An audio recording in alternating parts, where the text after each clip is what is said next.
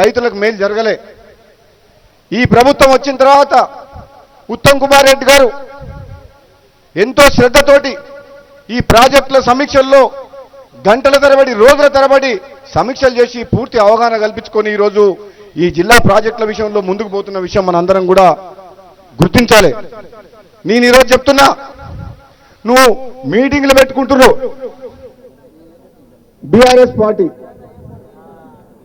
వందల కోట్ల అవినీతి సొమ్ముతోటి బస్సులను తీసుకుపోయి మీటింగ్ పెట్టేదో మాట్లాడుతుండు। 10 ఏళ్ళు మీరు చేసిండ్రు, 16 ఏళ్ళు మేము వచ్చింది, ఇంకా సమయం ఉంది, ఇప్పుడిప్పుడే అభివృద్ధి మొదలవుతుంది। ఆగం చేసిన తెలంగాణను గాడిలో పెట్టే బాధ్యత కాంగ్రెస్ పార్టీ ముఖ్యమంత్రి రేవంత్ రెడ్డి గారి నాయకత్వంలో మీరందరూ కూడా కష్టపడుతున్నాం। మరి ఎందుకు ఆవేశంతో ఒక తెలంగాణలో కాంగ్రెస్ అభివృద్ధి చేయట్లేదని చెప్పి మాట్లాడుతున్నారు అర్థమవుతలేదు। కానీ ఒక్క మాట చెప్పగలుగుతున్నాం, కాంగ్రెస్ పార్టీ పేదల పార్టీ, ఈ దేశ స్వాతంత్ర్యం కోసం పోరాటం చేసిన పార్టీ, తెలంగాణ రాష్ట్రాన్ని ఇచ్చిన పార్టీ, బడుగు బలహీన వర్గాలకు ముఖ్యంగా రైతులకు అండగా ఉండే పార్టీ ఏదంటే కాంగ్రెస్ పార్టీ।